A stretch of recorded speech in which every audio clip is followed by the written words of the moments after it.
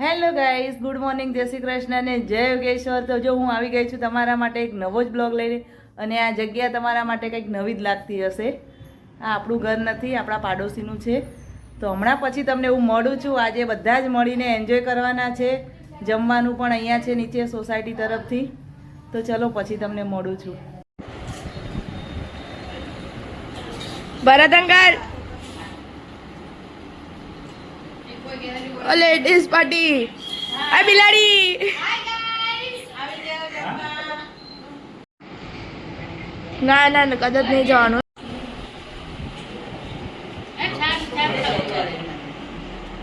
આ માસીને બધાને છાસ પીવડાવી બહુ હે ને.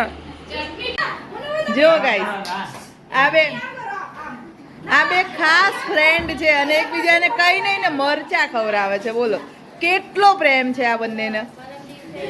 ખાવ ખાવ, પ્રેમથી ખવડાવ, ખાઈ લ્યો. મરચી ગળું જ લાગે. એવું તો તમે પી લો. ચા ઓકે. પવિત્રા શું કરી? એક્ઝામ છે આજે ટ્યુશનમાં. તો કેટલા લાવવાના? હા તો ભાઈ મહેનત કરવી પડે. ભાઈ લખીને આવજો કે અમે તો રાત્રે ગરબા ગાયા, અમે તો વરસાદ આવ્યો. એવું છે ને? તો ઠીક છે. સારું સારું ભણો તાર.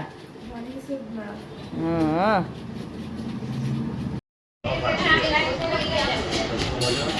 જો ગાઈસ શેરી જમવા ચાલુ છે.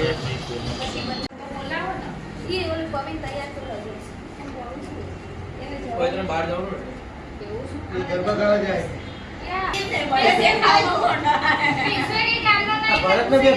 ભાજી પાવ, પુલાવ, મંચુરિયન, હા. પાવ.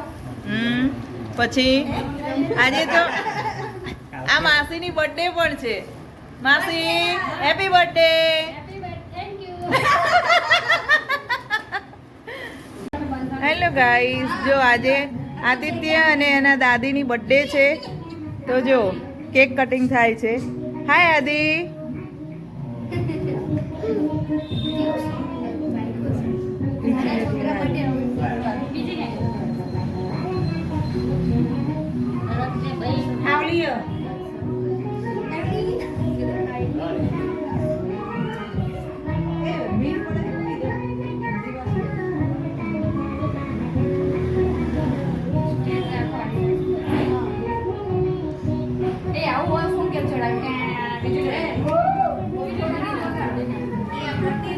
હેલો ગાઈઝ, જો વાગી ગયા છે રાતના 12:15 અને હું અહીંયા મારા બ્લોગનો એન્ડ કરું છું. અને અત્યારે આવી ગઈ છું દુકાને.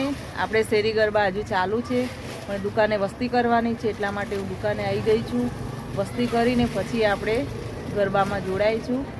અને અહીંયા હું મારા બ્લોગનો એન્ડ કરું છું. જો તમને મારો બ્લોગ જોવો ગમે તો લાઇક, શેર અને સબસ્ક્રાઈબ જરૂરથી કરજો. તો ચલો આવજો બધાને, બાય બાય, જય શ્રી કૃષ્ણ અને ગુડ નાઇટ.